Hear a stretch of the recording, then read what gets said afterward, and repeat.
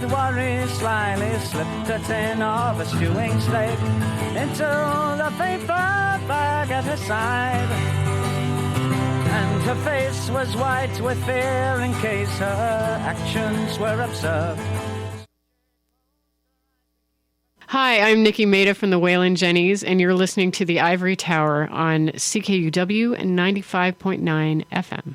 And now, live from the Ivory Tower, CKUW 95.9 FM in the heart of downtown Winnipeg, I'm Kelly Hughes, so buckle up. Well,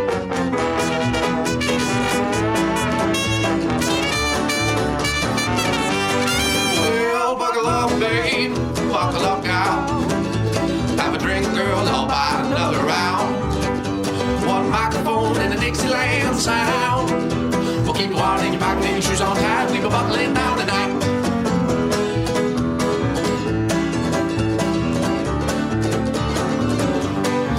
We'll saddle up, partner, saddle up, pal.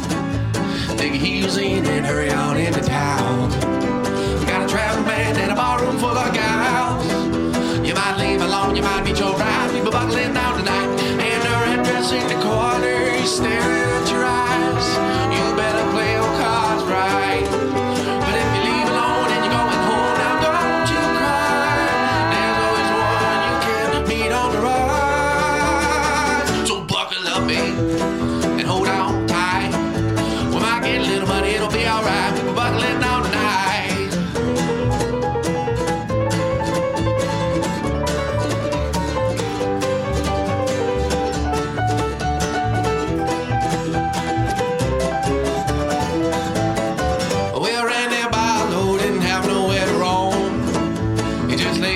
Getting drunk by the old wood stove. His girls come by all the way from San Antonio. I've been on the road with minutes to show. You bring the bottle, I'll bring the blow. And the sun was shining bright on his last morning light. But I met a girl with a mark on the end of her thigh. Well, I only know one woman and she left me high and dry. Mark of that girl will be the mark of my bride. So dry the pistol and aim it right. Another light of blow for the rebels road. We be buckling down tonight.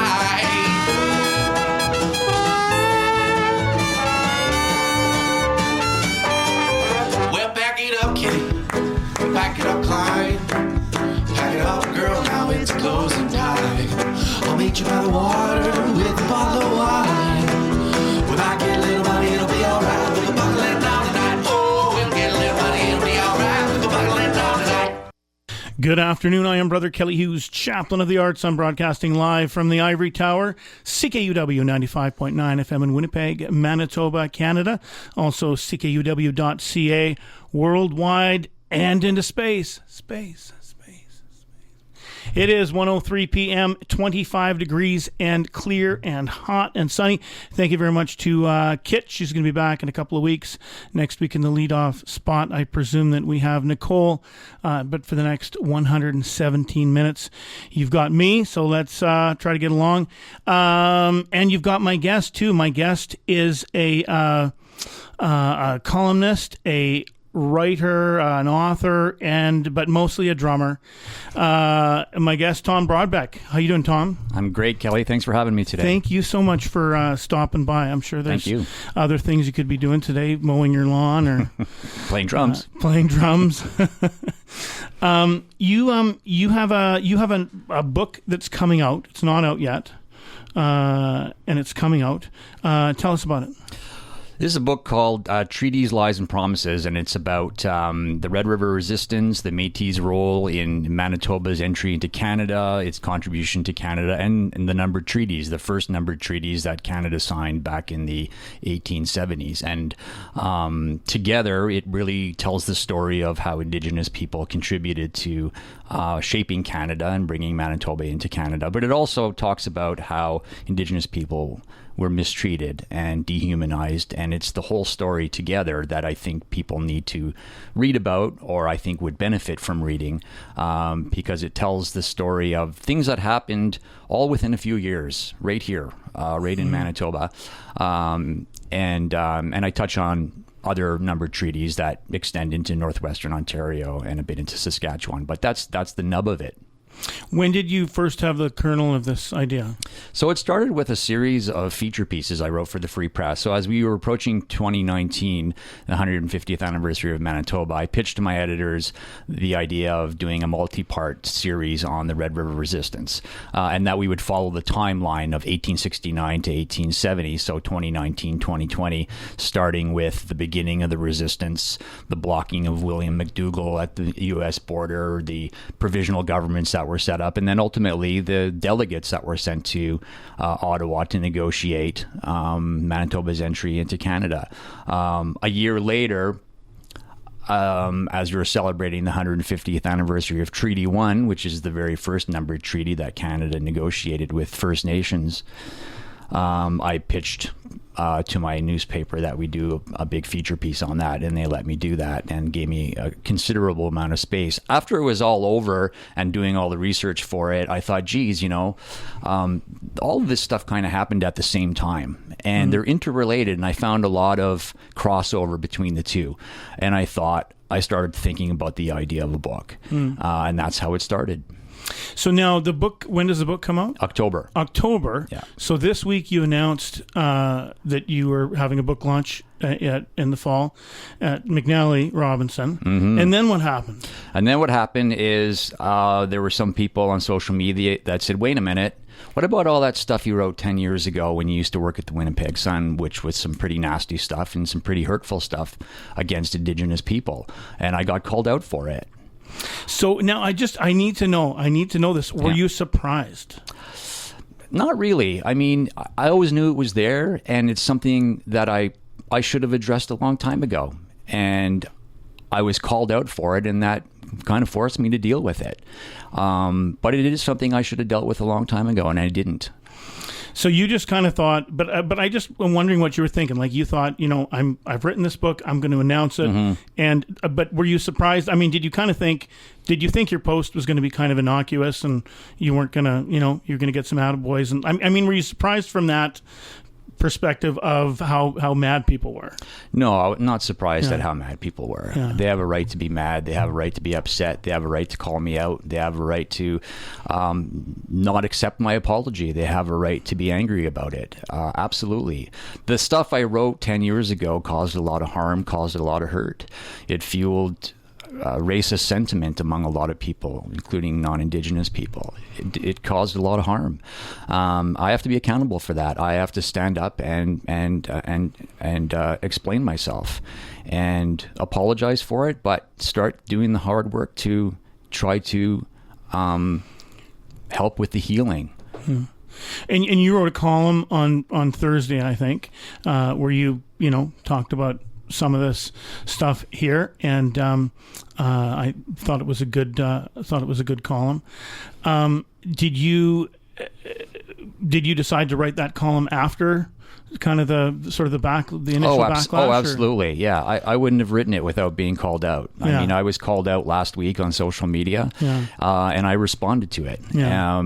As I said earlier, I should have written this a long time ago, and I didn't. Yeah. So no, it was only because of that. Why do you think you didn't? Because I mean, you've changed your views. Like, I mean, when I've read your stuff in the last number of years on the Free Press, I've said, well, this guy's not so bad, and certainly, when I read your columns in your previous columns in the other paper, I was like, what the fuck is wrong with this guy? So I mean, obviously you've had some kind of a change.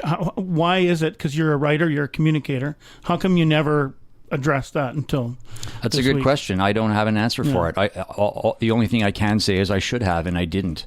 I went through a transformation. The more I learned and researched, especially for the feature pieces that I wrote for the Free Press, and then the research I continued after that to write for my book, I went through a transformation. I changed my views on many things to do with Indigenous people as I learned, as I reflected and reevaluated my positions on these these things, I changed my views on it. And this has been a slow process that's occurred over the last 6 or 7 years.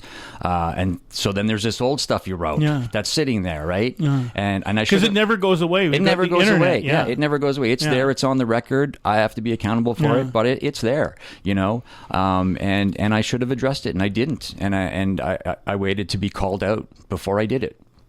So were you just, I mean, before, were you just sloppy and intellectually lazy, or like, what's the... I would say so. Yeah, I would say so. Because, I mean, I understand, you know, I've, as a middle-aged white cis dude, you know, I've had to change a lot in the world. But I think that the changes, you know, for me have been sort of more subtle, because as you admit, I mean, some of your stuff before was, you know, quite gross and hurtful and whatever. I mean, it was awful, Kelly. When I read it now, I cringe. I'm embarrassed by it, and because I went back and read a whole bunch of stuff that I wrote back then after I was called out, and I'm embarrassed by it. It's awful stuff. It's terrible. It caused a lot of hurt, caused a lot of harm, and I cringed when I read it, and I.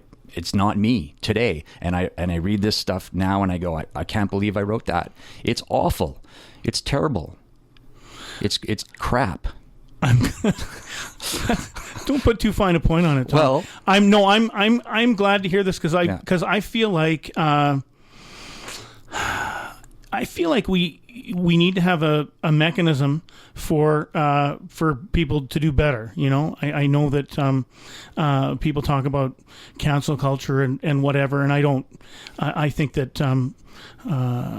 people have always sort of boycotted and spurned people that they didn't like and who, you know, were kind of, you know, abhorrent or didn't, you know, whatever. Like I mean, I think that's always been around, but I feel like there's also lots of fake apologies flying around, and you know, sometimes people just disappear for a while and then come back, like Louis C.K. or, you know, it's obviously a different situation. But I just mean, it seems it's rough, like it's hard. It must be hard for you to figure out how you're going to gain people's trust. Oh, absolutely. It's extremely hard, and I understand the anger out there, and I understand that some people aren't going to accept my apology, and I understand that some people think I have ulterior motives, and I completely accept that. I have to embrace that. That's part of the process. I mean, you can't get into the stuff that we're getting into, writing a book on it, writing an apology for crap that I wrote 10 years ago, being part of the reconciliation process without getting into the muck. This is hard stuff. This is hard stuff, and I'm going to take hits. And I'm going to take more hits, and I not only accept that, I embrace it. It's part of this process. When people think of reconciliation, it's not just a bunch of words. It's not just checking off a box that you did a land acknowledgement at your public event and then you can walk away and do nothing else. We have to do the work. I have to do the work. Do the work. And I have a lot more work to do, and I have a lot more learning to do, and I'm going to take a lot more hits for all of it. And when the book comes out, I'm going to continue to take hits. But I think at the end of the day, what I'm doing is going to have a positive impact, because I'm trying to get information out to people, both Indigenous and non-Indigenous people, about the stories that we don't know much about in this province and in this country. We know very little about the numbered treaties. We know very little about what the Métis did here to bring Manitoba into Canada, and how they were treated afterwards, and how First Nations were treated after the treaties were signed. The lies, the failure for governments to make good on their treaty obligations. We know very little about that. When we go to a hockey game or a Bombers game or some other public event and there's a land acknowledgement and we talk about being on treaty land and the traditional homeland of the Red River Métis, most people don't really know what that means. You know, when the little kid's tugging on his mom or his dad's coat, Mom, Dad, what does this mean? Dad doesn't really know. Well, and does Dad care sometimes, right? I don't know. But I think that's a good question, but I think people's curiosity has been piqued in the last few years. There's been an awakening in Canada. The unmarked graves, the realization that as a country we've kind of ignored a lot of things, and we've not understood our real past, and people are starting to become tuned into that. So do people care? I think they do. I think people want information. I think people want to know more because they really feel like they're in the dark, because people like you and I, when we went to school, they didn't teach us any of this, and they're starting to now in the public school system, and that's great, but we need to do far better. But people like you and I have such a lack of knowledge on this stuff unless we've gone out on our own, or maybe you've gone to university and you've taken a lot of courses and you've taken it upon yourself to do it. But without that, it's not in the public consciousness, and it's time for us to put it in the public consciousness. Well, and I remember when I was like 6, we had a hoop dancer come to our school, and he took questions after, and I was raised in a suburban family of kind of, I mean, we'll call it casual racism, which is not really, but I think people can sort of figure out what that is. But I had heard the same kind of things, even up to being just only 6 years old, about Indigenous people. And this fella asked if we had any questions, and I'm not going to say what I said to him on air, but I asked him like a completely innocent question, which was super offensive. But I didn't know, because I had just heard, I had heard these things being not really directed at me, but like I'm in the car and, I'm just there, and these adults are talking about these things. And I think people generally now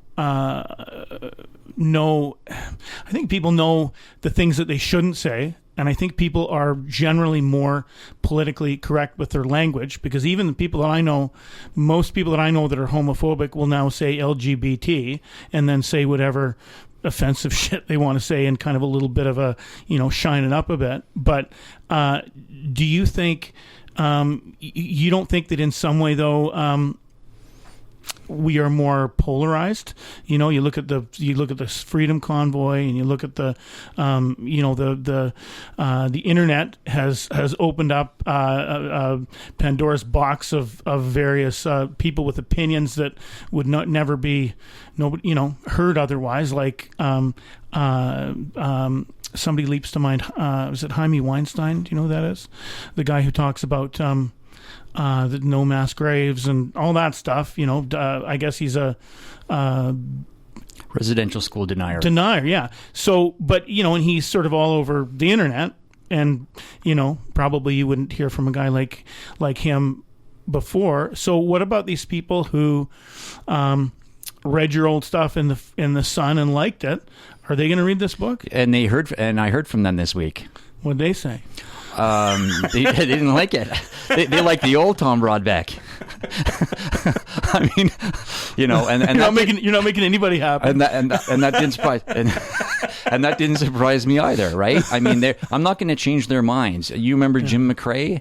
I mean, Jim McRae is a former Attorney General of Manitoba. He's a residential school denier, and I've gone back and forth with him. I'm not changing his mind. But there's nothing I can do about that. I still think the majority of people are open-minded and want to learn and have a level of compassion and want to know more about it. Yes, there's polarization on a lot of other issues as well, and on this. And I was reminded of that this week when I wrote my apology, and I heard back from a lot of racists and a lot of people who, were hitting me from the other side. And I can't do anything about them, but they're a minority. I really, Kelly, believe that. I really believe it's a small minority in society. I believe the majority of people are compassionate, want to learn more, and care, because that's what we're talking about here. Do you care? Yeah.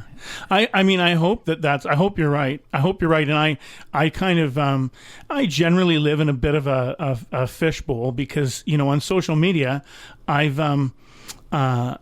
block people that are offensive and people that I don't like. And, so mostly the people that I'm interact with on social media either agree with me or they don't say anything if they don't. Because I can't, I had one physical run-in out in the street with the Freedom Convoy when they were slow rolling down Selkirk Avenue, and I just I was waiting for my helper. We were going to go to a moving job, and I'm sitting there waiting at my car, and I start yelling at these guys, and they start yelling at me, and there's just this whole thing, and then I realize, and then somebody honks at me, and I realize I'm standing in the middle of the street. Somebody going the other way has honked at me, and I'm standing in the middle of the street yelling at these guys. And because I just got so upset, for a million different reasons. So I hope that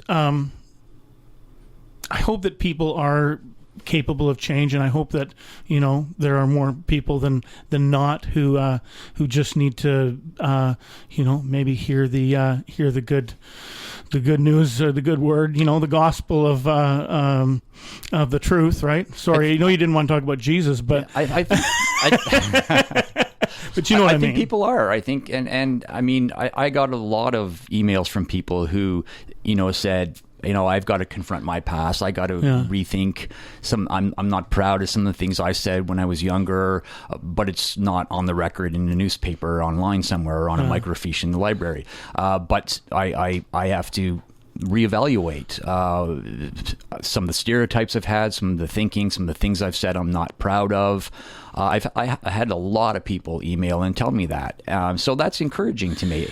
And I mean, I have no data to back it up or empirical evidence, but my gut tells me from being in the business that I'm in and talking to the people that I speak with, and the feedback I get and others, that the majority of people are interested in changing their views, and are interested in knowing more about the issues around Indigenous people, about treaties, about Manitoba Métis Federation, etc., because they know that it relates to issues, that very, very difficult issues that we have to deal with today. Everything that happened 150 years ago that developed into today is relevant to the issues that we're dealing with today. And you can't really know what's going on today if you don't know the background, if you don't know the history. You don't really understand the stories, and including the positive ones, like now you're dealing at the Capion Barracks on Kenniston. I mean, that's a positive story, but to fully understand it and appreciate it, you have to know the whole background and the history of Treaty 1, because that's what it's related to. And it's fantastic stuff. And some people are afraid of it. They don't know what it is. And it's because they don't know the background and they don't know the history of it. And I didn't a few years ago either. And I think people don't necessarily, they don't want to make the connection between with historical things and what's happening now.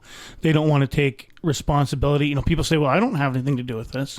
But, But they do, because they benefit from the society that we have today, right? And they, like me, have privileged positions in society and life because of all those things. And they don't realize that part either. And that's part of the conversations that we have to have, that we're all in this together and we're all responsible for that. And the fact that you've got this privileged position in society has very much to do with the last 150 years of how this country developed. Some people will never accept that. I get it. They will balk at that. They will reject that, and they're not interested in having that conversation. But I still think most people are. I'm optimistic anyway that most people are. And I think we benefit from it, and also, I mean, we're not that far away from it. My grandfather was a lawyer. He worked in Hugh John McDonald's law firm. Hugh John's dad was John A., who we know about him in residential schools, so I'm closer to that than I am to Kevin Bacon, right? Yeah. And I think that we, like, for me, for about the last 10 years, I've lived in a very poor neighborhood. It's the second poorest in the whole country, and right by the Siloam Mission and Union Gospel and all that stuff. And I have I've always been a compassionate person. I've always been an empathetic person, but I have really had to look at people as individuals and not as, a monolith, like, oh, these people, how we other people, and we say these people. We stereotype. But each of these, like this guy, just little things, like this guy was really trying to get down to Roseau River to pick up a check that he got, a settlement check or something, and he couldn't get down there, and so he paid me to drive him down there, and we had a 3-hour car ride, or I can't remember how long it is, and he told me all about all the things in his life, and looking at this guy, I mean, he was just this ratty looking guy with one eye, and but he had a life just like everybody else. He has a name, and he's got this life and all these different interesting things that he's done, and things that you wouldn't really guess about somebody. But people have so much going on, and when we just say those people, that really we do a disservice to everybody. But I mean, I was kind of right there, and sort of confronted with that, and I kind of had to do that, because I was kind of we were all right on top of everybody else. And I think for some of us, with the flight to the suburbs, it's pretty easy to, honestly, one of my, I have different helpers, and sometimes one of the helpers I've had for my moving stuff that I do for a long time is Indigenous. And when we go somewhere like Charleswood, or, not to pick on Charleswood, but certain places, I mean, people look at him differently. And there have even been times where people will come up and ask what we're doing because he's there, so even for me to realize that I walk through the world in a totally different way, being a, middle-aged white guy than so many other people, and I'll never really understand how they walk through the world. The cops are never going to stop me and say, you look like a guy that, we got a call and you look like that guy, because I mean, I just look like the cops. I don't look like the guy. So yeah, I think that we'll never understand. How do you? I mean, you've obviously been writing a long time and in the media for a long time, and you've had a lot of feedback. But how does it feel to be the story right now? Oh, it's very uncomfortable. Yeah. You don't like it. I mean, it's been a tough week. There's no question about it. But the discomfort that I feel is, nowhere near the pain and hurt that Indigenous people have felt from the stuff that I wrote. So I have to keep that in mind all the time. It's not a comfortable feeling this week, that's for sure. I'm usually writing about others. I'm usually writing about politicians and governments and courts and cops and holding those institutions accountable. And it's a lot easier writing from that standpoint, because you're sort of always in the right, when you're an opinion columnist, or you think you are, even when you're not. and I get it wrong a lot. And that's just how the industry works. So yeah, when you're writing about yourself and you become the story, it's very uncomfortable, but this is a necessary process. Yeah. I mean, I think in the end, it's going to be constructive and productive and helpful. Because there's many other people like me that are in the same boat as me that need to confront their past, need to confront the attitudes and stereotypes they've had, whether they're writing for a newspaper or whether they're not, speaking among their friends and their family. And these are conversations that we have to have. It's going to take a long time, because we're trying to move this big ship. Yeah. We're trying to move a big ship in this country, and you're not going to turn it around overnight. And it's going to take a lot of time to move it around, and it's going to be tough, and it's going to be mucky, and it's going to be ugly sometimes, and it's going to take a lot of hard work. This isn't easy stuff. Mm-hmm. And yeah, I agree that, that there are lots of us that need to, think about the things that we've done and figure out how to do better. And I'm not trying to diminish my situation by saying, there's a bunch of other people like me, so somehow it's okay. I really want to make that clear.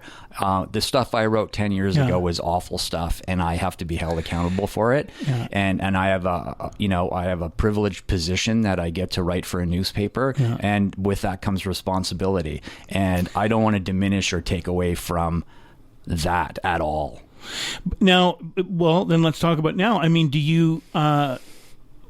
Like I said, lots of us need to think about what we've done and do better. But do most of us need to write a book about treaties? Like, are you the right guy to write that book? Well, I mean, most of us can't do that, right? Yeah. And most of us aren't writers and have access to the things I have access to. And I was lucky enough to get a book deal, which was difficult and not always easy to do.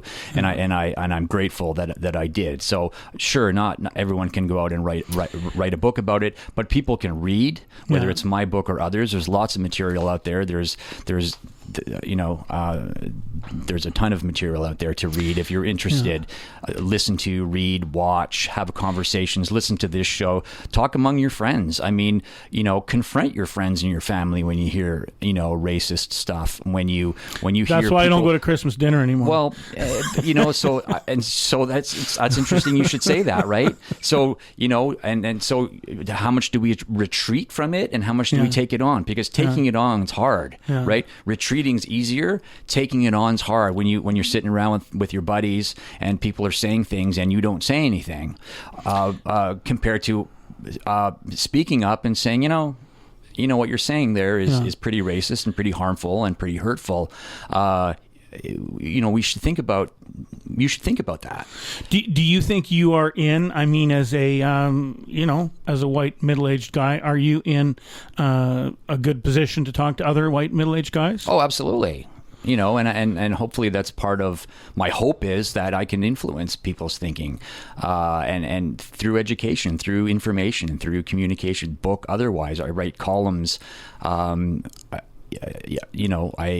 I speak with a lot of people, but obviously it's through my writing that I can reach a lot of people, because I have because of the position I'm in, that I write for a large broadsheet newspaper. So what would you say to the people that say that you're not the guy to write this book? It's already written. Totally, so. yeah, and I totally fair comment. Yeah. It's I accept that. Yeah. There are some people who believe that no one should write about Indigenous issues if they're not Indigenous, and I accept that. I accept that's a valid criticism. It's a valid point. I may not necessarily agree with it, because I think I can reach people that may not read this stuff otherwise, and I'm lucky enough that I have the skills and the connections and the resources to have written this book. And I think at the end of the day, and I'm not here to promote my book, I'm here to talk about my apology, and I'm here to talk about other issues. But you asked me about the book, so I'm telling you.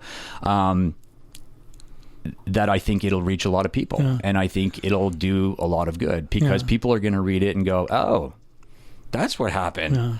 I kind of starting to see the connections now. Yeah. Because right now, very, very few people know about these stories. Very few people make that connection, and honestly, they're actually really interesting stories. Mm-hmm. The negotiations of treaties, the Red River Resistance, and the subsequent negotiations with John A. Macdonald and Georges Etienne Cartier in Ottawa, the passage of the Manitoba Act. It's really the armed insurrection, the blocking of the Lieutenant Governor designate William McDougall at the U.S. border. Yeah. It's riveting, dramatic stuff. And most people in this province, in this country, know very little about those stories. Yeah. They're quite interesting. It's interesting stuff to read about. So it's not like you got to read through 1,000-page books of academia to learn this stuff. You can learn it through the stories and have a much better idea of how we got to where we are today, and the developments that occurred along the way. And I think the more people know, the better they'll understand the issues that we're faced with today in society, and they'll be hopefully more compassionate, more understanding of the different efforts that are now being taken to address these. Aren't there lots of people that have written about this kind of stuff, like J.M. Bumstead and they've done some? No one. If we're getting into the weeds on my book now, which I didn't want to, but I think mine. We'll throw you back out into the open water in a second. Yeah. My book is one of the first ones, if not the only, that takes the treaty negotiations and the Red River Resistance and writes about them together, because I found that there was a lot of overlap, and that they're intrinsically linked, and that the stories should be told together, because it all happened around the same time, and it's also written in a very easy to read format, so that I think anyone can read it. It's not an academic book. It's not a peer-reviewed book published through a university press. It's written for a general audience, so that anybody could read it. A kid could read it, a teenager read it, an older person can read it. Anybody can read it quickly. Okay, so we're definitely not promoting the book. No, we're not. But we are having to talk about the book here for context, because it's related. And that's fine. We don't have to pretend the book doesn't exist, because that's the whole thing. there's a couple of things that I've just screenshotted a couple of things that people have just posted on my social media, and you've acknowledged that there are people that are going to say, well, you're not the guy to write this book, and you and I understand that the guys that look like you and me have been sucking all the air out of the room forever, and that's a problem. Yep. 100%. One person said, has he and his publisher committed to donating any profits made? And I know most books don't make that much money, but on principle, I'm going to have more to say on that in the future, and I'm not going to give you the details right now. Okay. And that's a very valid question. Yeah. Absolutely. 100%. Well, that's a good answer. Now, Kevin Sheaf wrote the foreword. Are you friends, or did you just we're ask friends. him? Yeah, we've been friends. So Kevin and I, we first met when he was an MLA and a cabinet minister, and so we met through work. Right, I covered the legislature as a journalist, and that's where we met. And we got to know each other during those years. But we became friends a lot closer after he left politics. It's hard to get too close to politicians because it's a bit of a conflict. Yeah. But you do get to know people, contrary to what some people might believe. Also, they're super busy doing their own. They're in their own, but there's a lot. World. But you can't write about people unless you get to know them. I had to get to know Gary Dewar when he was the premier, because I can't write about him if I don't know him. And so we as an example, we would have a lot of exchanges outside of the normal interview process. I had to get to know Brian Pallister in order to write about him, and we had a lot of chats in the hallway and chats at press gallery, Christmas parties, and whatever else. You have to get to know people and kind of figure out what's inside their head if you're going to write about them. And he he was a very interesting fellow. The first time you met him, were you surprised at how tall he was? And I knew him in the mid '90s when he was a government services minister under the Philman government. That's where I first met him, and then he kind of left for a while, and then he ran federally and whatever. But he's tall. You look up to him, at least physically. Has Kevin Sheaf had any words of advice for you in the last week? Absolutely. We talk almost every day. Kevin and I are pretty close, and Kevin's an incredibly wise man and a good friend, and I get a lot of advice from him, and I've learned a ton from Kevin, and I was absolutely honored that he wrote the foreword, and it's phenomenal. Have there been any other specific people that have kind of helped you with sort of repairing your thinking, or becoming a better person, or anybody? Nobody really stands out. I mean, I've spoken to lots of Indigenous people and leaders, and I've interviewed people over the years, and I think it's the collection of all of that together. Kevin definitely stands out. So then, and this is another thing that let's talk about social media. So now everybody's on social media. It's just a fact of life, from Tila Tequila to Stephen King. Everybody's got to use it, but that's not really your medium. Your medium is, kind of longer form stuff in the newspaper and traditional legacy media. But you have to be on the socials, because that's where you have to be. What is your general opinion about social media? Do you hate it? First of all, I don't think everybody's on social media. Tons of people are not on social media. When I say everybody, I mean like a lot of people. A lot of people, yeah. But sometimes those of us who are on social media a lot live in this social media bubble that doesn't necessarily reflect the real world. What is my opinion of social media? I got off Twitter because it became so toxic and gross. Cesspool. I couldn't stand it. Absolute cesspool. It's a cesspool, and I had to get off it. I was on it. That was the first social media platform that I kind of got involved with, because it was sort of newsy, right? Whatever, 10 years ago or whatever. And you would use it for work too, right? I'd promote my columns. We'd engage. We'd have conversations. I used it constantly, right? But it deteriorated over time. And it became a cesspool, and it became a place where you would hear, just constant, racist tropes and misogynistic tropes. And it's just, I had to get off it, literally, and I just canceled it. Yeah. So I'm on Facebook, I'm on Instagram, but I don't use it much for work. I use it for music because I'm a musician and I play in a band, and I use it mostly for that. So what about, there are a number of people that have said that you blocked them on social media. And that was women, Indigenous people, CBC producer Sunday. Leonard Monkman. Yeah. And I did. That was my knee-jerk reaction last weekend when this happened, and I was defensive about it, and it was a mistake, and I've unblocked it. I'm pretty sure I've unblocked everyone, and I certainly did unblock Leonard, and that was a mistake, and that was a defensive reaction that I had. Yeah. Is that a thing? Did you do that when you were on Twitter? If you just I blocked a lot of people on Twitter who were, throwing racist tropes at me and anything that was hurtful, and racist and whatever. I just didn't want to see it. So I blocked tons of people on Twitter. Well, but also for the same reason you did. Sure. Yeah. And I haven't really been on Twitter for a long time either. But more than one person has said that you blocked them about the whole, I don't know, when you were backing the current mayor and talking about Glenn Murray. And so were you still on Twitter at the time? I was, yeah. I wouldn't have blocked. I blocked people if they were, being mean. Not just to me, but I mean, if someone's going to write racist stuff and misogynistic stuff and put it into my feed, I'm going to block them because I'm not interested in seeing that. And it became so overwhelming after a while. It's why I got off it. Yeah. It seemed there were less controls on Twitter compared to 10 years ago. Yeah, I mean, it is when things get out of control, it is rough. I had.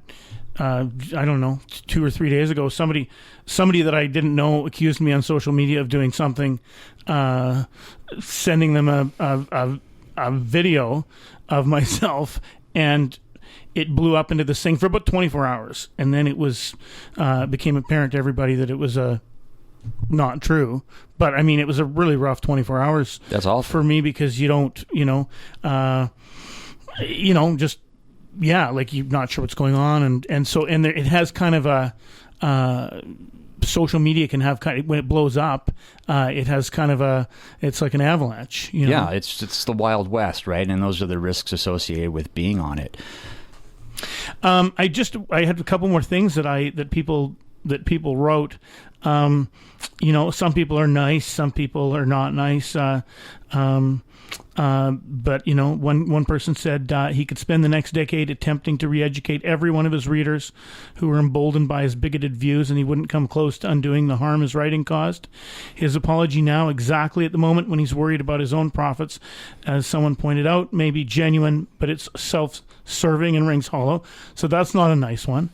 But it's valid, and I accept it. And, people have a right to have those opinions, and I completely accept that. And they have every right to believe that. They're applying a BS meter to me, and they have every right to do that. I would do the same. Yeah. CBC's Unreserved Rosanna Deerchild said, so he apologizes only after being called out, and how will he reconcile with Indigenous people going forward in terms of undoing that harm? And perhaps most relevant, why does he believe that book is a story to tell, which you just answered that second one. But what do you do? I mean, you can make your apology now, and then it falls off the, not that we're in the news cycle, but you know what I mean. It's just the beginning, right? And it's part of a journey that I've been on for the last 6 or 7 years. And there's going to be a lot more hard work to do, and there's going to be a lot more hits that I'm going to take from Rosanna Deerchild and others, and I completely accept that. And it's their right to do that. It's their right to criticize me. It's valid, completely valid. Yeah, I accept it. Yeah. And these are the challenges that I'm going to face going forward with this. It's hard stuff. There's going to be a lot of muck. There's going to be a lot of hits along the way, and I completely accept that. Yeah, it's necessary. This is hard stuff. Yeah, it's not a book about cooking and kittens. Yeah. Just a couple more things, and then we'll talk about the new song that you're on, the new tune, and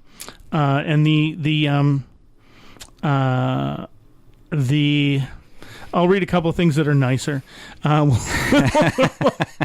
We'll We'll let you crawl back on shore here. My takeaway here is that it's important to admit when we're wrong once we've learned more about the world we live in. I hope people in the past that read his articles and believed in them as the gospel truth will also reevaluate their beliefs. And that's important. Someone else has said his apology is contrite and deserves to be seriously considered by anyone who was right to be offended about his previous position. I wish more privileged non-Indigenous people would see the error of their own thinking, feel sorrow, and demonstrate it through similar ownership of mistakes. As a Red River Métis woman who works in the political sphere, I will read his book and make up my own mind about the conclusions he draws. And then just one more here, which I'll just end with this here for the for today's readings. Where did it go? I am one of the many Indigenous people he hurt with his privileged, vitriolic writing. I've had to work on my healing for many years, and his pen was mightier than his sword, and it cut very deep. However, my heart is open to forgiveness. It will take some time, but I'm willing to work on it. Now it's his time to do the work of reconciling the harm he's caused to our people. That too will take time, but he must do the honest and sincere work to make right all of the wrongs he caused with his privilege and his status as a writer who influenced many to think of us as less than human. Grace be upon him during his long and sacred journey. There you go. Yeah. All valid points. Do you think, are you a more compassionate and empathetic person? Oh, absolutely. Than you were before? Absolutely. I mean, and it, as I've grown older and wiser, and you have children and you families, and I've just become definitely more compassionate and more aware of people around me. No question about it. Yeah. And that's part of it. Now, you don't want any of this. All you want is to be a musician. Everybody, it doesn't matter what they do. It doesn't matter if you're, a politician or you're, you're in the newspaper all the time. Everybody just wants to be in a band. You play with Stephanie Westall, and yes. And you guys just have a song that just came out. We do. Drive Your Car just dropped yesterday, and it's really exciting and a blast. And Stephanie Westall is a phenomenal singer-songwriter from Winnipeg, and it's her third EP, produced by Chris Burke-Gaffney. Do you have time to stay for a minute after Absolutely, the song? And for sure. We're going to play the song, then we'll talk a little bit more. Thank The you. song is called... oh, God, I had it here. This is the problem with college radio. There is no one here to do any kind of production. I see you're doing everything yourself. It's me and my fat thumb, and I did. Come on, I did find it before. There we go. Drive Your Car. No, now it started. No, there we go. It started already, and it's a nice picture of her with a, I don't know, sports car, Camaro. I don't know what that is. Me neither. I'm not a car guy. Yeah. Okay. Are you a car guy? I am not a car guy. I am Kelly Hughes. This is the Ivory Tower here with Tom Brodbeck. We're going to listen to a tune, then we're going to come back. This is Stephanie Westall and Band. This is a brand new tune that just came out yesterday, I think. This is Drive Your Car here on the Ivory Tower, CKUW 95.9 FM.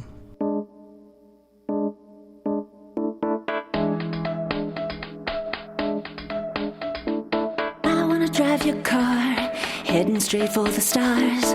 We're gonna go real far, never gonna be apart. Baby, I wanna drive your car, I wanna drive your car, yeah. We're gonna go real fast, come on, let's hit the gas. Baby, I'll make you last, turn it up, let the music blast. I wanna drive your car.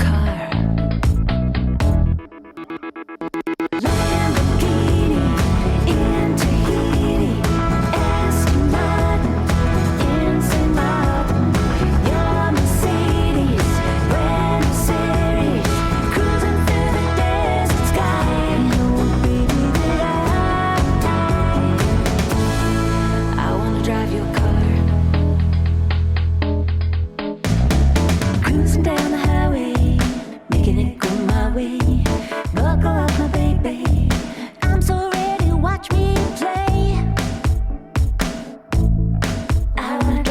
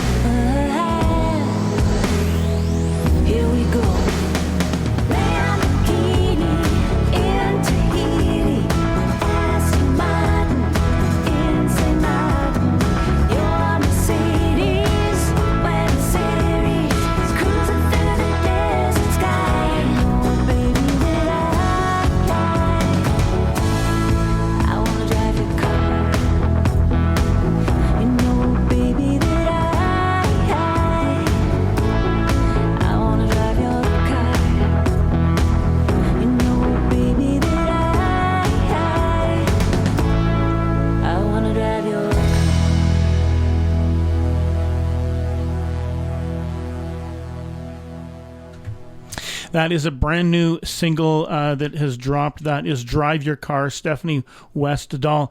I'm Kelly Hughes. This is the Ivory Tower. It is 1:50 p.m. and 25 degrees and sunny. I am sitting here talking to Tom Brodbeck, writer, lightning rod for controversy, drummer, and you played drums on that. And I didn't actually play drums on that recording. Oh, you didn't play No, drums on that? No, oh, but they wouldn't let you in the studio. Exactly. You're good enough to play live, but you can't. There you go. We could have a whole conversation about that at a different time, and how the recording industry has kind of shut out drummers, but I don't take that personally either. There are good reasons for it, believe me. So you love drumming because drumming, as a drummer, nobody is ever mad at you except maybe the bass player. Once in a while, yeah. Unless you speed up or slow down too much, you're generally revered. There's not a lot of controversy. Now, is this part of an EP? This is part of an EP. There'll be more songs coming out as the year goes on. What's the EP called? I believe it's going to be called Drive Your Car, but I'm not 100% sure about that. Will there be a physical? Do people make physical CDs anymore? They just throw the stuff out on Apple, Spotify, and all. The industry's changed so much over the years, and I was in it a long time ago when we were still recording on tape. That's how long ago I was in the industry, and it's obviously things have changed so much since then, and including the whole marketing aspect of it, and the fact that everything's streamed now. It's turned upside down. So I'm kind of learning about it again. How long ago did you start drumming? Oh, I started when I was 12 years old. Just playing in bars when I was 16. Back when you could play in a bar when you were 16. Yeah, well, in those days. So I grew up in Montreal, and the rules were, as far as we understood it, I could play in the bar, but I had to go into the dressing room, which was just the place where they stored the beer in between sets. I wasn't allowed to be in the bar itself other than performing, right? So for 2 years, I was underage playing in bars like that, but it was completely legal. Not sure how my parents allowed that. That was probably strict rules for Montreal, too, probably right? Montreal, the home of public urination. And how long have you lived here? Since 1990. And now when you were younger, you toured. Yeah, I toured all over Canada for 7 years with the band C Spot Run, and we used to come to Winnipeg a lot. And it's the reason I'm here. Met my wife here. Always loved Winnipeg, and ended up here after I left the music biz and went back to university. Yeah. University of Manitoba. University of Manitoba, yes. Other universities are available. We were talking about U of M before, and I was talking about their bright, spacious studio, and they've got a window looks out on the world. I'm supposed to give the weather throughout the show here, and after like an hour, I'm like, you know what? I don't really know. Is it 25 and sunny? It might be, but it might be pouring rain because that's kind of seems to be what it's been what it's been doing.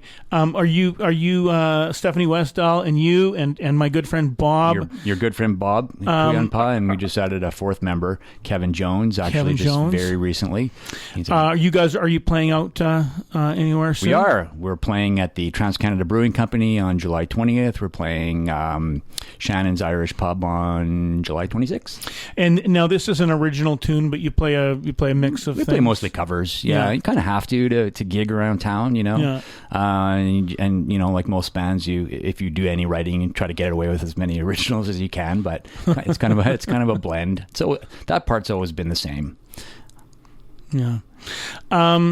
So do you have what are your summer plans other than, well, because I'm from Montreal, I try to go out east every summer, so I'll be heading back out for a couple of weeks. My mom's still in Montreal, brother there, and be heading out to Montreal and the Maritimes. Well, that's great. It's supposed to get nice. It's supposed to be like 30 degrees next week, and which I guess is not surprising because it's going to be Folk Fest, and it's either 30 degrees and hot, or it's raining. Exactly. So that's good. I guess we're going to finally get some summer that everybody. If it stops raining. Yeah, everybody wants, and I'm one of those guys that I want summer until it's too hot, and then I start complaining about it.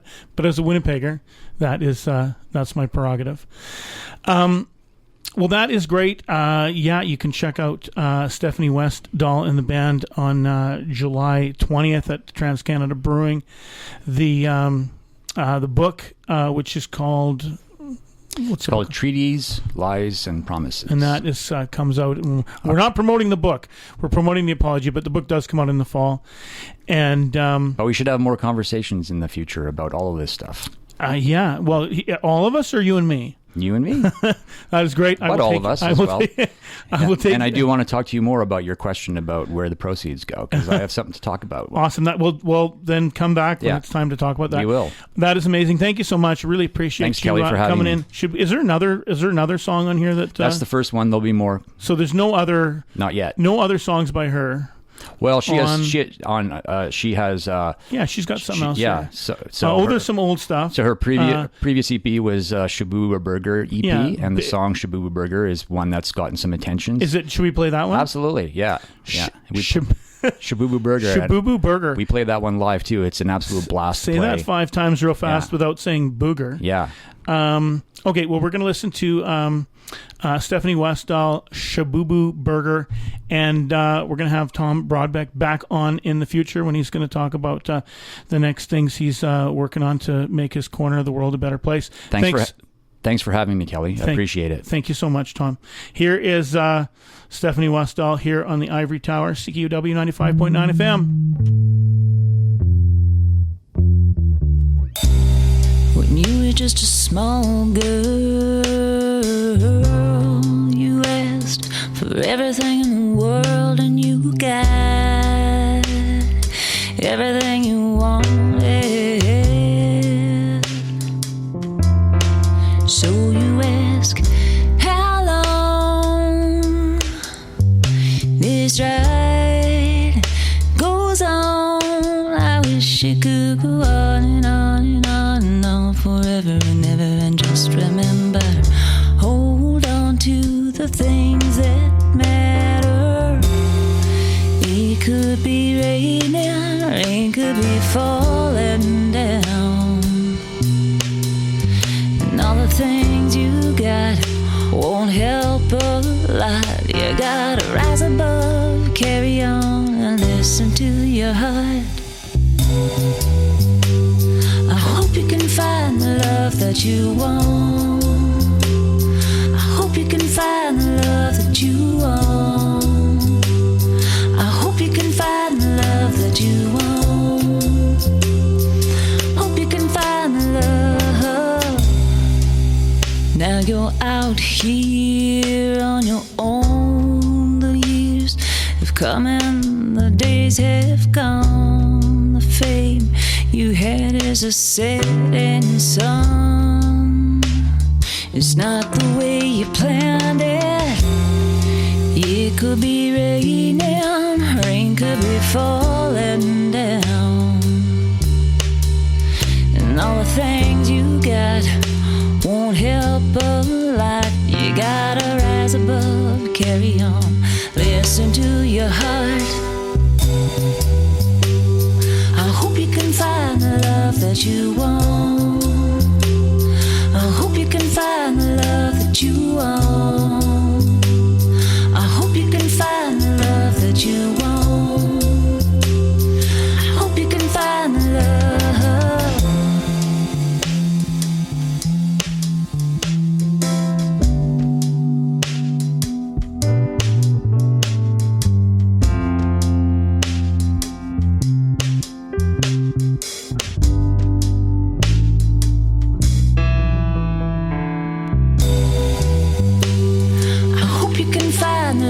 That you want. I hope you can find the love that you want. I hope you can find the love that you want.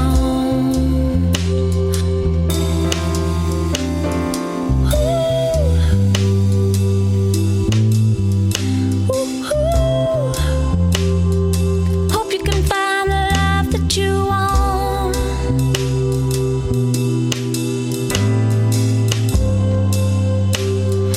No, it's never easy. No, it's never easy.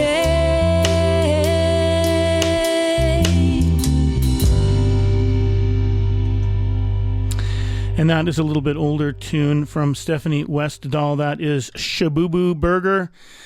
It is 2 o'clock on the nose. I am Kelly Hughes. This is the Ivory Tower. This is CKUW 95.9 FM and CKUW.ca. It is, how many degrees is it? A certain number of degrees. It was 25 last time I checked. You probably will have a better idea if you stick your head out the window. It is 26 degrees and clear and hot and sunny. Thank you so much to my guest, Tom Brodbeck, for coming and sitting in here. We've never met. And, good for him. He came and sat in here and sat in the hot seat. And whether or not you like him or like him any better or believe him, I mean, he sat here and answered everything. So he did better than Joe Biden, I think. Anyway, thanks very much, Tom. And he's going to come back in the future to talk about his further plans for his real life, genuine and authentic seeming apology tour. So there we go. Let's listen to some more music. I have not seen this movie, but you might have, because I think it came out yesterday on Netflix, the new Beverly Hills Cop movie. I mean, who thought that we would be watching new Beverly Hills Cop movies in 2024? Like, wow. Anyway, there is a version. Sorry, there's a new soundtrack, and it is just trying to find the right song here. Yeah, there's a new soundtrack for it, and there is a song on here that I want to play because it's just the theme. But it features Tim Capello. Do you remember Tim Capello? Tim Capello was the guy from Lost Boys who played saxophone with his ponytail, and he was all oiled up and all muscular. I know you know what I'm talking about, saxophone guy. Anyway, let's listen to this. This is Axel F. The Return here on the Ivory Tower, CKUW.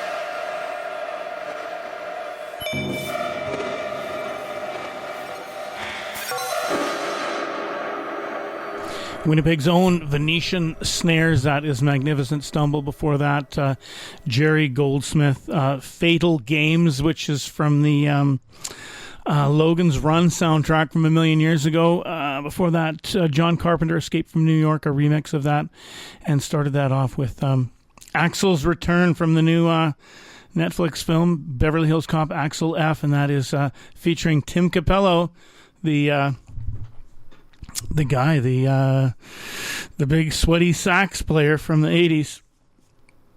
I'm Kelly Hughes. This is the Ivory Tower, etc., etc.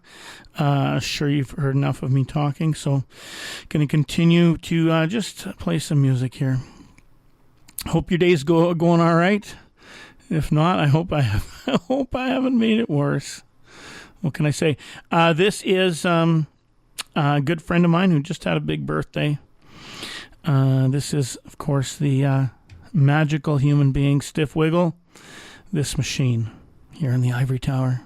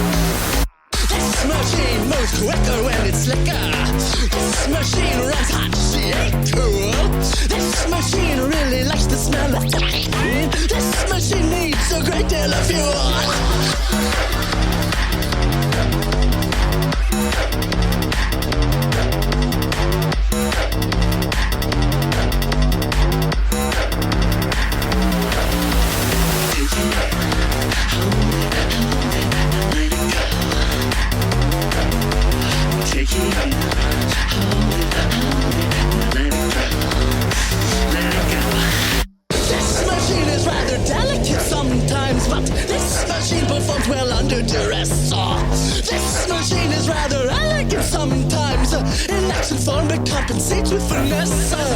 This machine don't lie. This machine is primed to break the down. This machine, she ain't what she used to. This machine is prone to break down. This machine is prone to break down. This machine is prone to break down. This machine is prone to break down. This machine is prone to break down.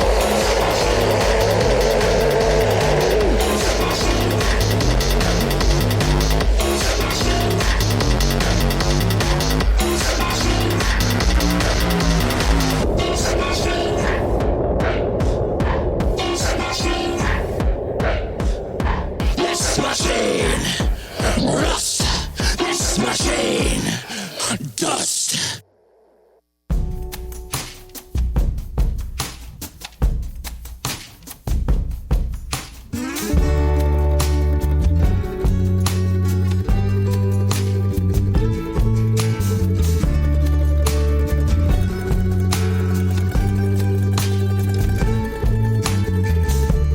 18 months is a really long time,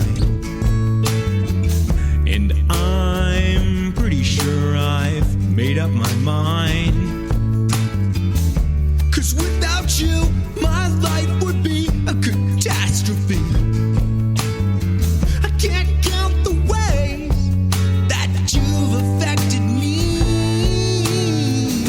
You complete me in ways I never known.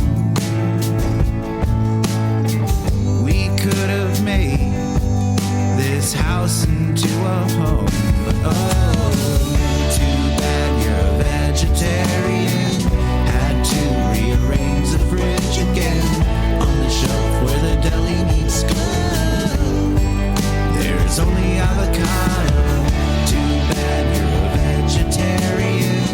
Had to rearrange the fridge again on the shelf where the deli meats go. There's only avocado. There's only avocado on the shelf where the deli meats go. Now a little meat and cheese can go a really long way. And truth be told, I miss a flavor. And grilling vegetables is hard to make taste the same. And I don't think it's worth the labor. And I cherish every moment spent with you. You showed me love and a life that I could do. But oh, too bad you're a vegetarian. Had to rearrange the fridge again on the shelf where the deli meats go. There's only avocado. Too bad you're a vegetarian.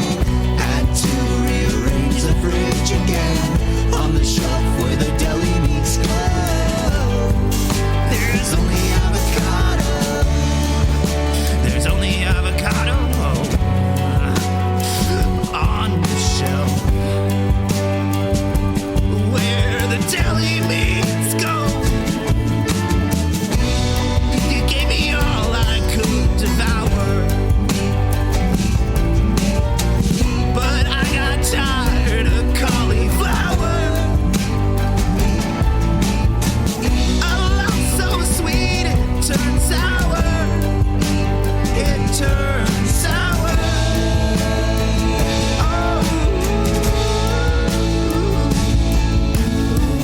Too bad you're a vegetarian. Had to rearrange the fridge again on the shelf where the deli meats go. There's only avocado. Too bad you're a vegetarian. Had to rearrange the fridge again on the shelf where the deli meats go. There's only avocado. Too bad you're a vegetarian. Had to rearrange the fridge again on the shelf where the deli meats go. There's only avocado. Too bad you're a vegetarian.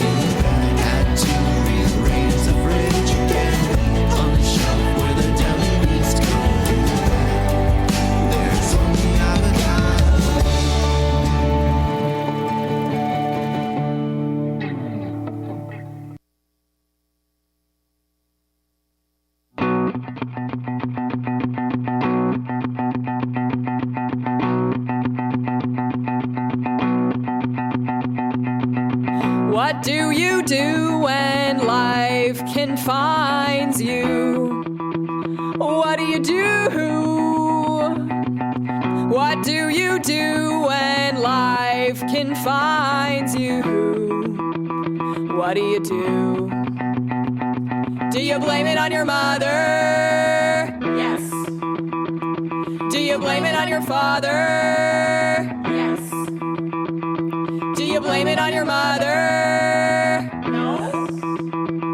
Do you blame it on your father? I don't want to talk about it. I have blamed it on my mother. I have blamed it on my father. I have blamed it on my mother. I have blamed it on my father.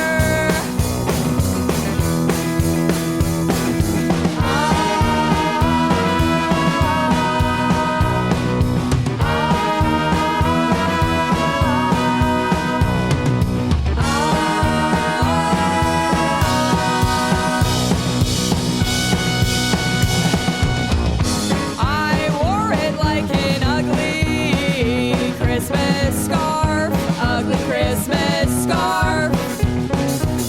A razor sharp, good for nothing mark. Good for nothing, good for nothing mark.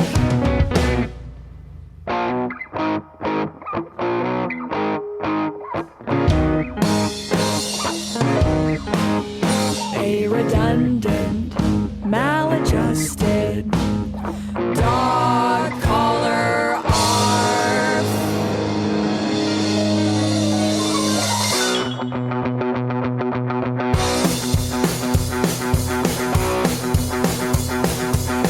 What do you do when love can't find you? What do you do? What do you do when love can't find you? What do you do? Do you blame it on your mother? Yes. Do you blame it on your father? Do you blame it on your mother? Yes. Do you blame it on your father? I have blamed it on my mother. I have blamed it on my father. I have blamed it on my father. I have blamed it on my mother. I have blamed it on my father.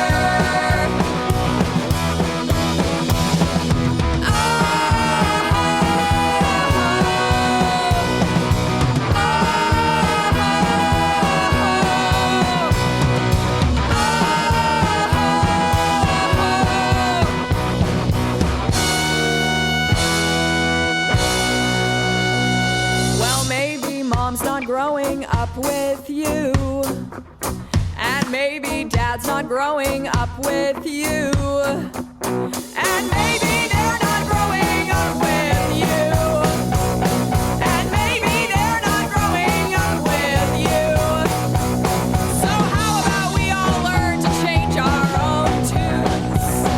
Oh, how about we all learn to change our own tunes? Oh, how about we all learn to change our own tunes? Oh, how about we all learn to change our own tunes?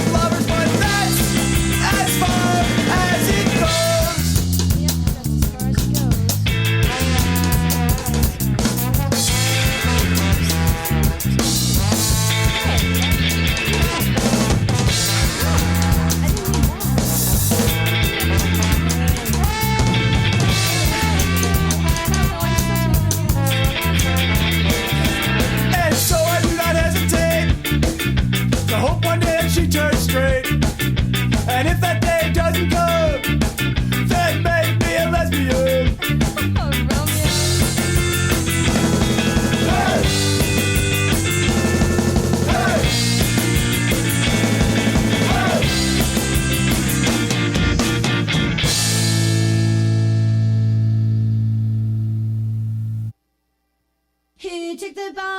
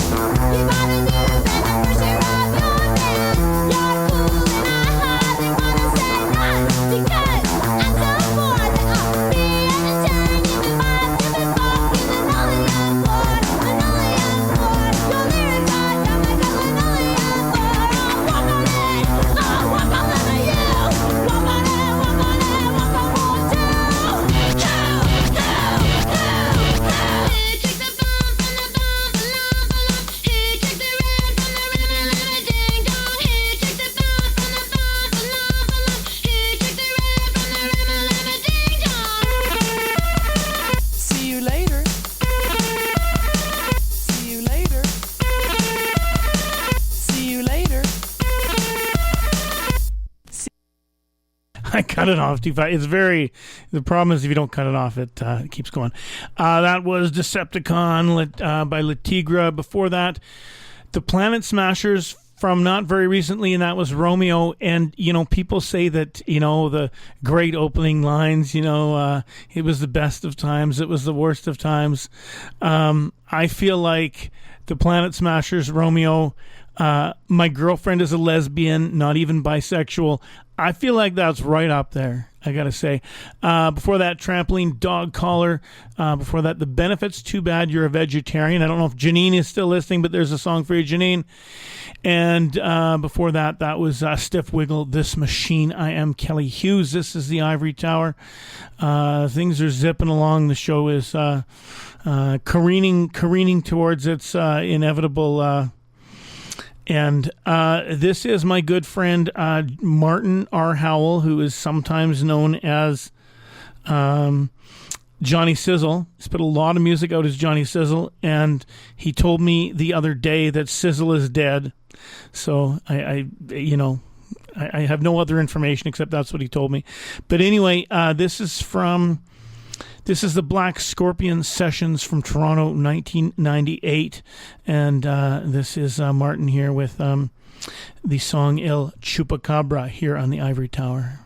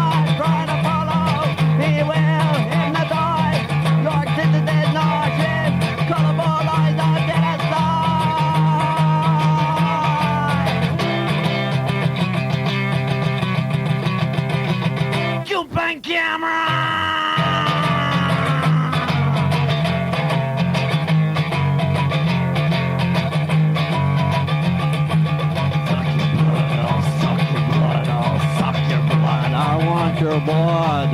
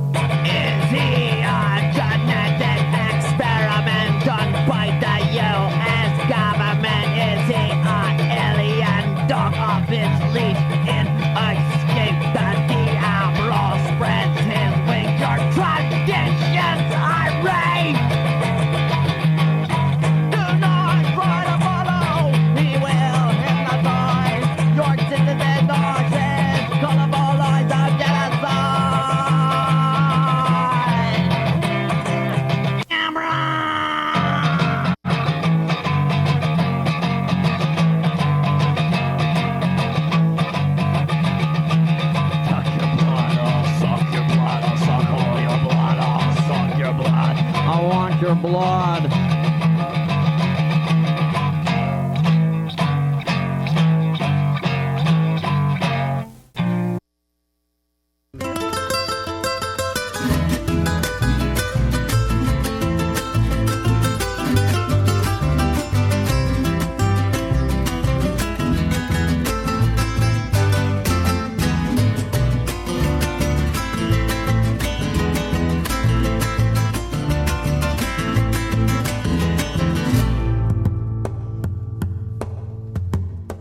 No sé cómo decirte, no sé cómo explicarte que aquí no hay remedio de lo que siento yo, de lo que siento yo.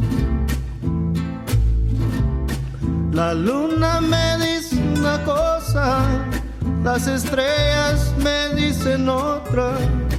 La luz del día me canta esta triste canción, esta triste canción. Los besos que me diste, mi amor, son los que me están matando. Ya mis lágrimas se están secando con mi pistola. Mi corazón, y aquí siempre paso la vida con la pistola y el corazón.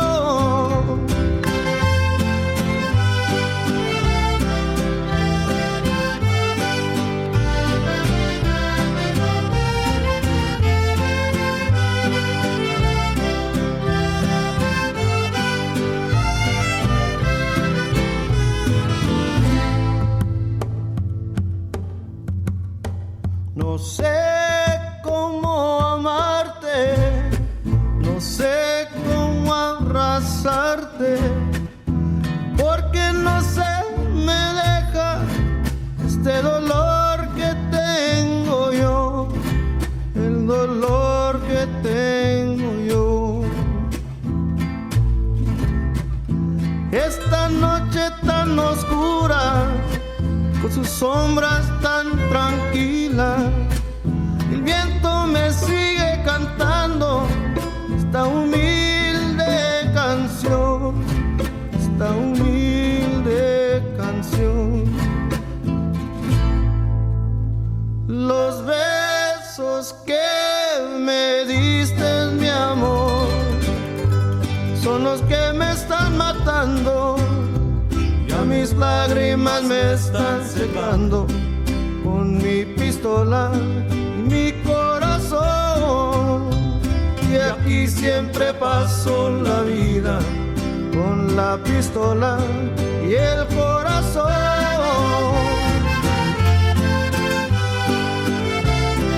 Con la pistola y el corazón.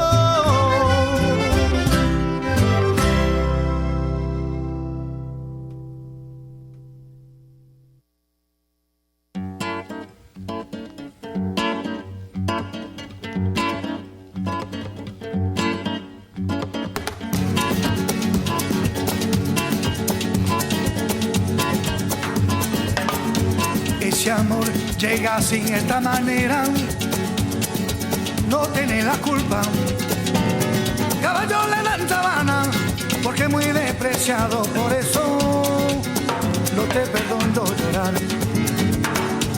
Ese amor llega así, esta manera, no tiene la culpa. Amor de compra y venta, amor del pasado. Ven, Belén, ven, Belén, ven, Belén, ven, ven, Belén, ven, Belén. Bamboleo, bambolea, porque mi vida yo la prefiero vivir así. Bamboleo, bambolea, porque mi vida yo la prefiero vivir así. No te da perdón de Dios. Tú eres mi vida, la fortuna del destino. El destino te desaparado. Los mismos ya callé, los mismos soy yo. No te encuentro lavando.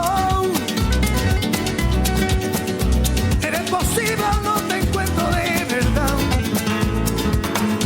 Por eso un día no cuento así de nada. Lo mismo ya callé, lo pienso en ti. Bambolea, bambolea, porque mi vida yo la prefiero vivir así. Bambolea, bambolea, porque mi vida yo la prefiero vivir así.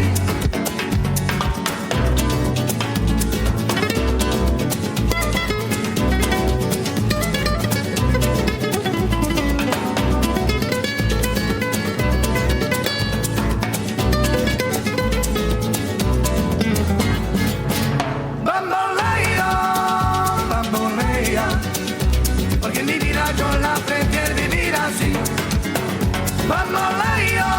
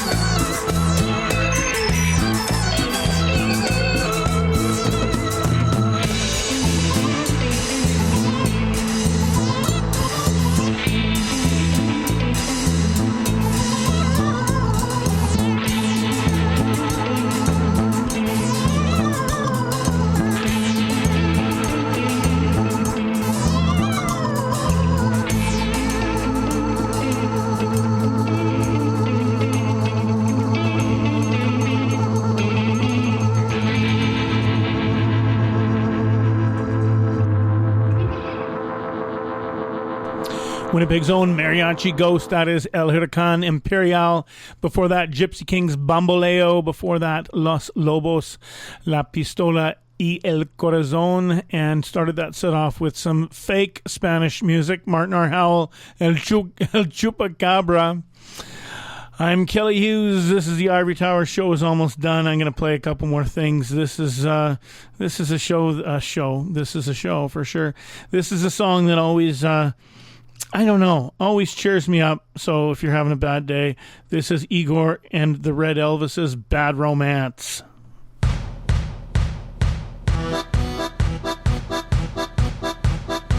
I want you ugly, I want your disease. I want you everything as long as it's free. I want your love. Love, love, love, I want your love. I want your drama, the touch of your hand. I want your slap, the start of kiss in the sand. I want your love. Love, love, love, I want your love. Know that I want you, know that I need you. I want it bad, your bad romance. I want a love and I want your revenge. You and me could write a bad romance. I want your love and your lover's revenge. You and me could write a bad romance. Sha-la-la-la-la-la-la-la-la. Caught in a bad romance. Sha-la-la-la-la.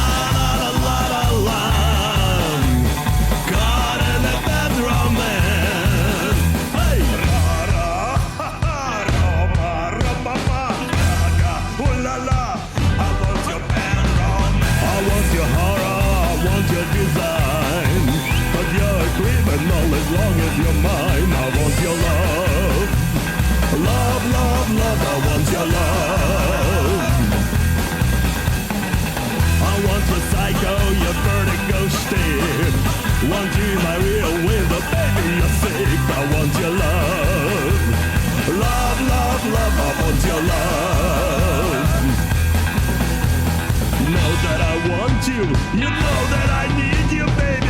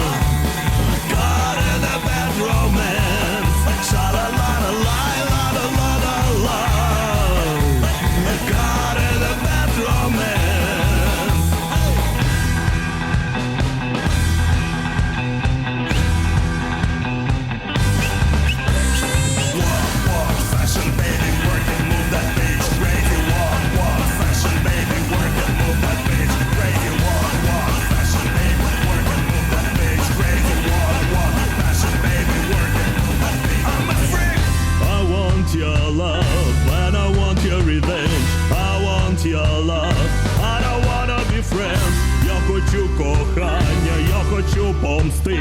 I want your love. I don't wanna be friends. I don't wanna be friends. I don't wanna be friends. I don't wanna be friends. Я хочу реванш. Я хочу кохання. Я хочу помсти.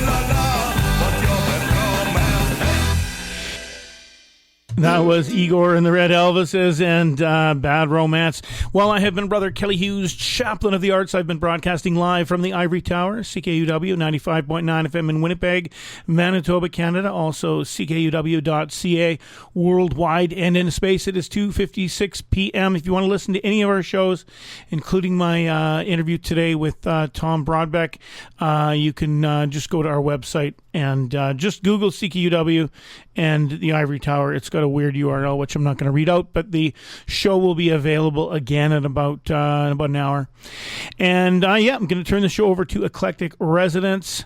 And thanks again to Tom Brodbeck for stopping by and sitting squarely in the hot seat. Yeah, well, that's it for me. Thanks so much for stopping by yourself. I do appreciate that. Art will save us all. Talk to you next week. Beating my heart, the thunder of guns tore me apart. You've been thunderstruck.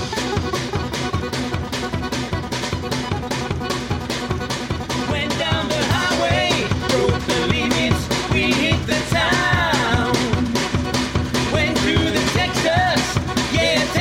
And we had some fun. We met some girls, some dancers who gave a good time. Broke all the rules, played all the fools. Yeah, they blew my mind. I was shaking at the knees. Could I come again, please? Yeah, the ladies were too kind. You've been thunderstruck, thunderstruck, thunderstruck, thunderstruck.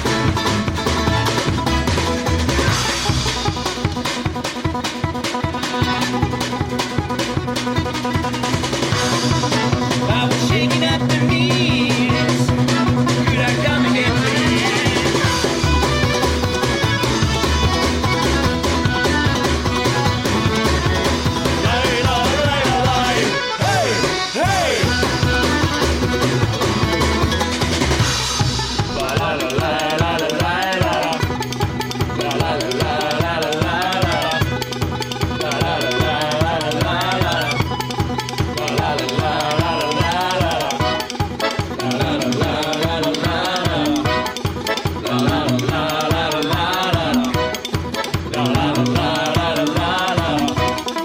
You've been thunderstruck.